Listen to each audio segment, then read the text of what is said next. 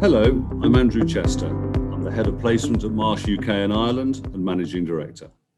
I'd like to spend a few minutes looking at the insurance market pricing in the UK in the fourth quarter 2020. Overall insurance pricing in the region increased 44% year over year, according to Marsh's Global Insurance Market Index, with global pricing rising 22% in the same period. It is important to note that reporting price changes are averages. The data used to estimate them are broad, covering a wide range of clients in terms of size, industry, location, claims history, and more. Let me start by looking at the property insurance market in the UK. Property pricing increased 24% on average in the quarter. In general, larger clients received higher increases in the 30 to 35% range. Renewals for larger companies featured significant negotiations on terms and conditions.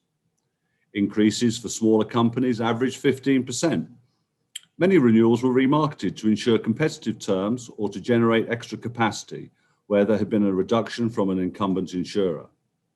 And exclusions continue to be a concern in relation to both COVID-19 and cyber risk. Casualty pricing increased 6%. The employer's liability market remained competitive, with pricing increases in the low single digits.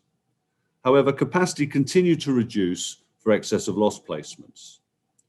Motor clients continue to see the pricing increases of between 1% to 2% as competition remains. Financial and professional lines pricing increased 90%, largely due to directors and officers. Renewals continue to be extremely challenging, with some D&O clients receiving triple-digit increases as capacity departed the primary and low excess layer markets. New insurers in the market in 2021 should bolster the mid-excess space and provide some relief. Insurers justified large D&O price increases and restricted coverage terms by citing a deterioration in claims, a COVID-impacted economy, insolvencies, wrongful trading, and a lag on claims post-government support. Commercial crime pricing increased 80% on average as insurers continue to withdraw from this class of business. Increases of 100% were not uncommon.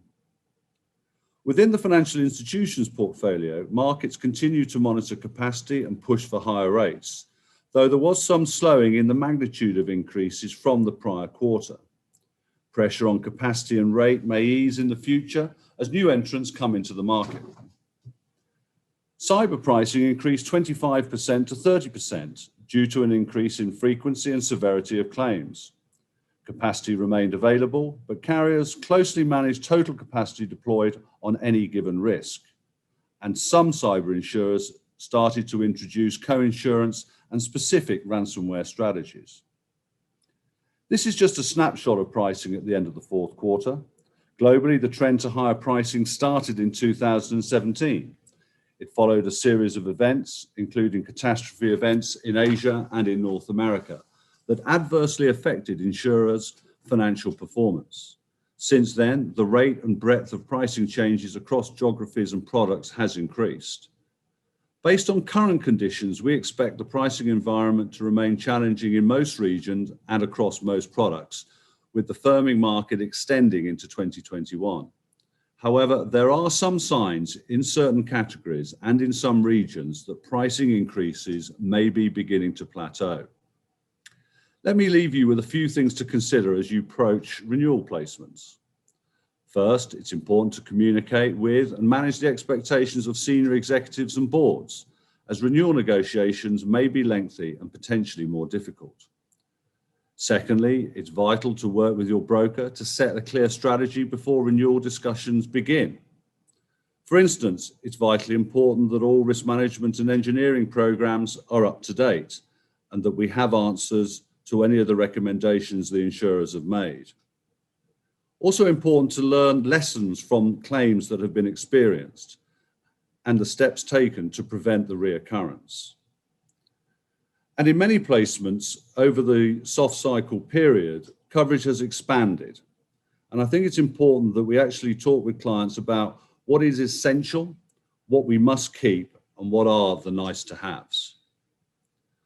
Third, involve senior leaders in the negotiation process. Don't underestimate the value your top leaders can bring to the meetings with underwriters. And fourth, consider different approaches and solutions. This involves everything from alternative program structures to forming a captive insurer and more. And finally, keep in touch with your Marsh representative for help as you strategize ahead of upcoming renewals.